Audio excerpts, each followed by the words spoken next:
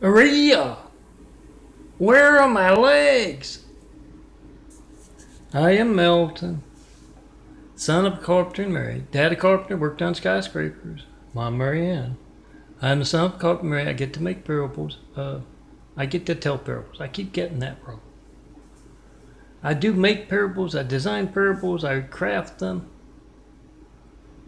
But in the end, you always tell them.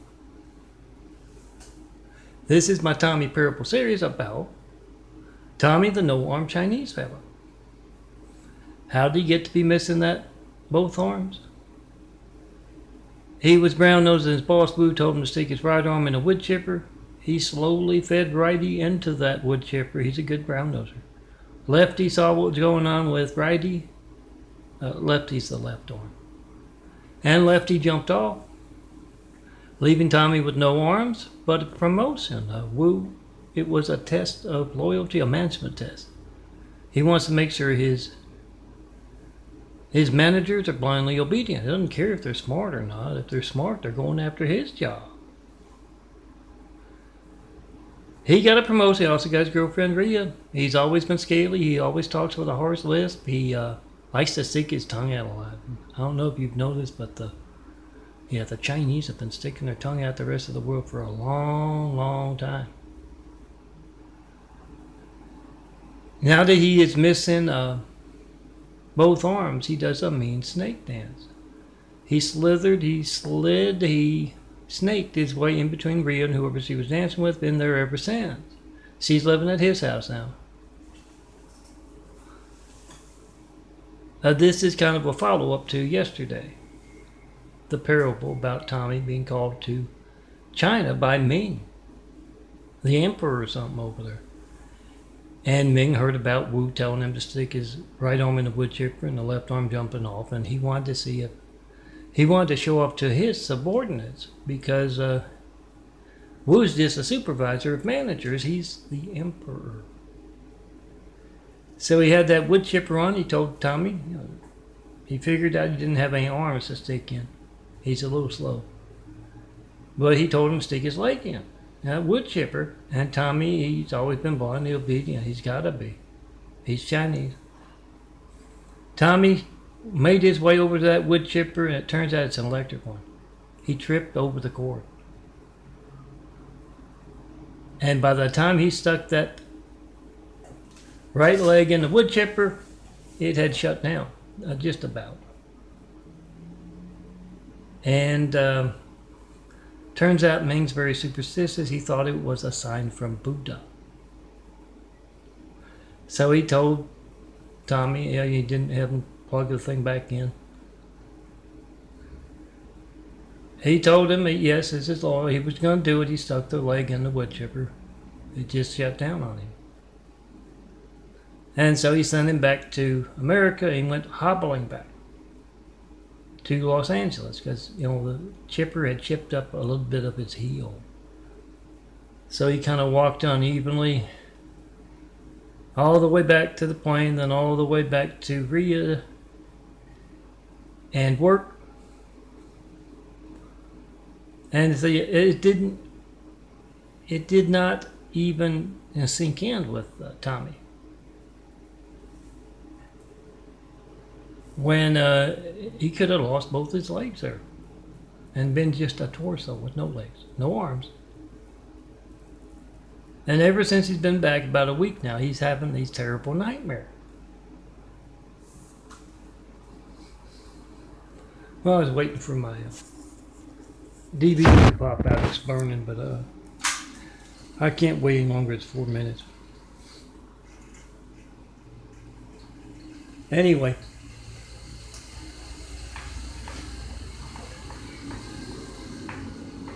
He's been having these nightmares about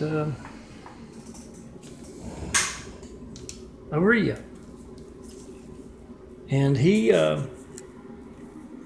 no arms, no legs. He doesn't have his recliner anymore. He liked his recliner. He's got it, a nice recliner, little fridge in it, stereo. He can sit and watch the Three Stooges all day at work and at home. He just has to watch out for Wu at work because You know, he put his foot down about having that that recliner, so he has his employees run and take the recliner, puts it in the closet real quick if they see one. Now let me get my sugar check going. I swear I'm trying to make these shorter, but I hear some attractive blonde in here. Blonde girls love to hear the handsome bald guy go on and on and on. They get the audios or even the videos on their phone, a nice high gigabyte phone card, and you know, the hairs over the ear, and as the boring professors drone on and on and on, they're listening to the soothing sound of a handsome bald guy that tell his parables. Back to the dreams. Rhea has done away with that recliner at home. She put it out the street, and he couldn't go out and get it. He warms in a way. And she's got a big baby swinger. You know what a baby swinger is? You know, they got the kind of a swings them back and forth. Got the biggest one she could find, because you know Tami is a small, framed, even smaller without the arms and legs. He is kind of small, but yeah, he is bigger than your average baby.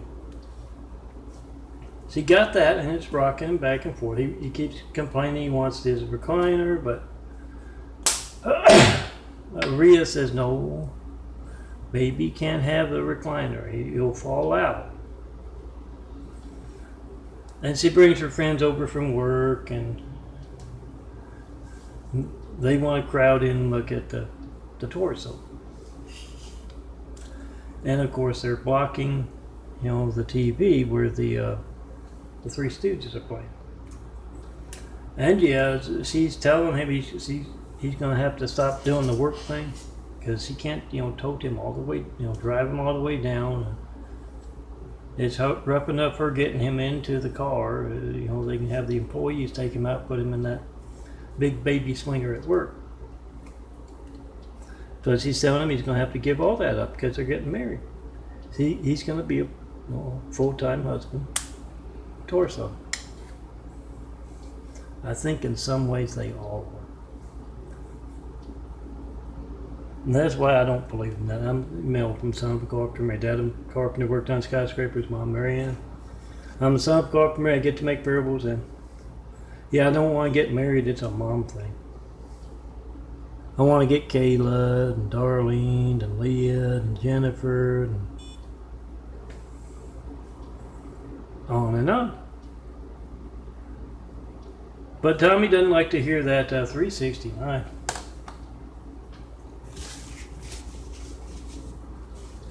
Doesn't like to hear that. Yeah, it's your lifeline. Try to call me 424-229-4140. Let me get the fives.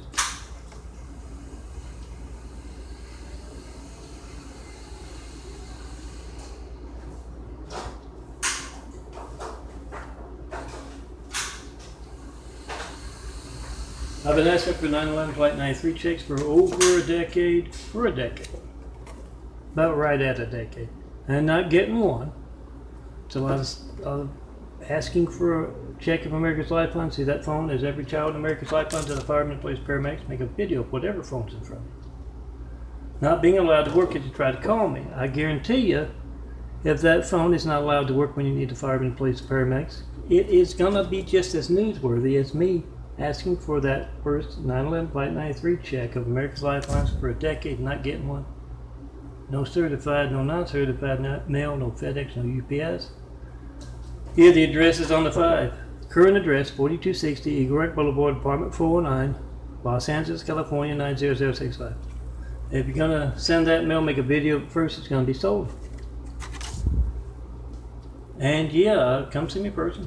When you see someone other than me, my change in eyes. In this imagery, somebody's torn down the Great Wall of Evil. Around me, it has just me and all that imagery. And we started to build a Jesus' Immaculate House, called an Opportunity House. If you want opportunity for a whole lot of folks from all kinds of backgrounds to build a better world, Put the best mankind has to offer in those homes. Art, architecture, landscaping, science, people. Put the best in those homes. Tear down the Great Wall of Evil has just me. And those 24,000 plus examples of my work that you can print out and have for, oh, this would go right there.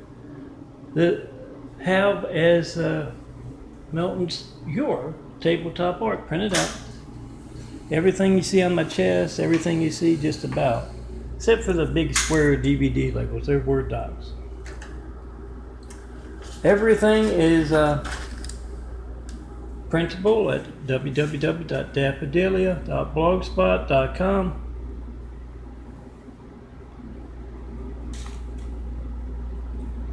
Oh, did I spell that out? I got distracted. Someone was walking down the walkway. DAFFODILIA.blogspot.com. Keep looking, you'll probably see it right here. That or ChristComplex2.wixsite.com/daffodilia. 2 daffodilies there on my portfolio site. Hit the heart over on the left. You're going to see what I designed in there by the end of the day, hopefully. And hit the boxes over the right. You're going to find 24,000 examples of my work. Print them out.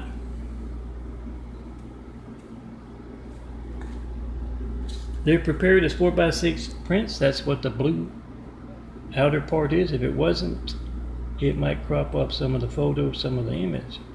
Because all of my graphic art isn't exactly 4x6. So it's on the 4x6 background to be printed out for your family's 4x6 photos. Grandma's birthday photos perhaps, or that family reunion, graduation, wedding, take your pick. Now back to Tommy. I want to finish. It's up to 12 minutes. I'll show you my eyes. Yes, growing a new pair. Got to grow a whole new body to build Jesus' immaculate house here on earth.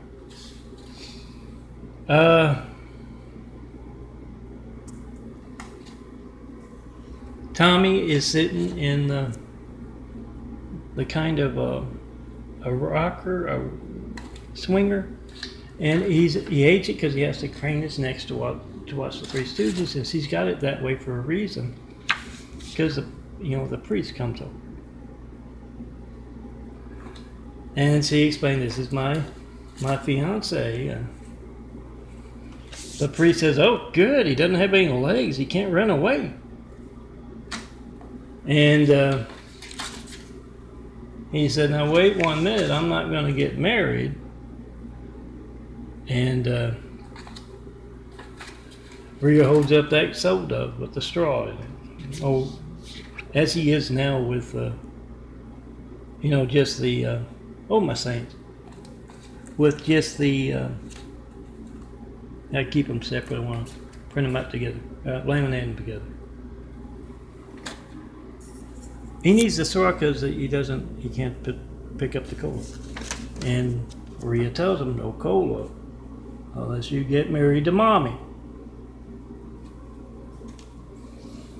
Oh, I think a lot of them do it that way. No cola, it's not always cola. Until you marry mommy. And so Tommy is being rolled in a big stroller down the aisle, yelling help. He sees his, Leah and Mia from work and all those folks from work, and he says, help, stop, I don't want to get married. And he goes, when he says, when the preacher or the priest I think, says, do you take Rhea to be and all that? Rhea just says, of course he does, because he doesn't want to. And that's always the part where he wakes up, he's yelling, he's screaming, his legs are all caught up in the sheets and he can't move them. And Rhea's come in, she's on her way out to work. And she says, what's wrong, Rhea? What's wrong, Rhea? And he says, oh, where are my legs, Rhea? Where are my legs?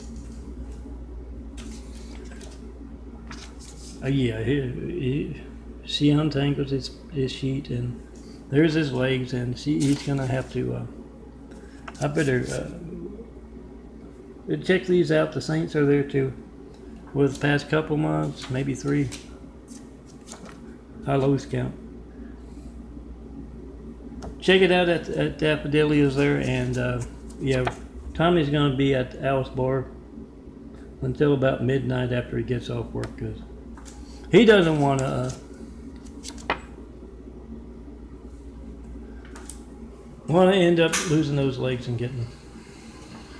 And yeah, he's figured it out. If Ming calls him over to China again, he's just not going to go.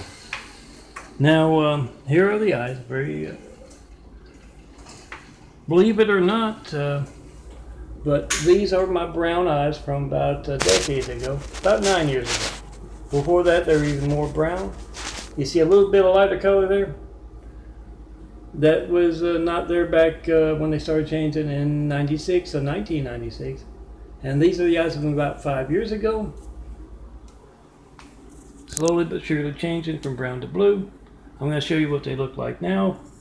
And yeah, it doesn't matter. Doctors I've got here in California, I've had here in California, can't talk about the change in eyes. They can't talk about your hijack lifeline as you try to call me. I do that in front of them and ask them, how do you reach this man? They show up on my caller ID, my call log, my call records. Check it out on youtube.com/DNFD series. You can also find the 4x6 prints there. Look for Melton's call log videos, the playlist, and you can also find the Stigmata Eyes in my Tami playlist there, I believe. But yeah, every call to and from the last video was made a few weeks ago, and it's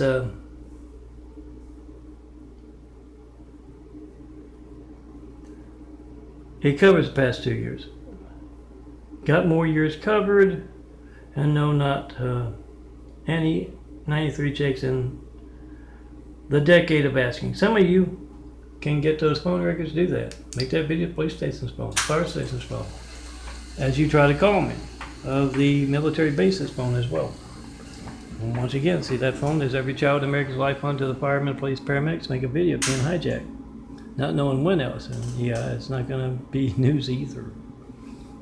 With me asking for something that's very obvious, very easily documented, you can certify mail for those that decade.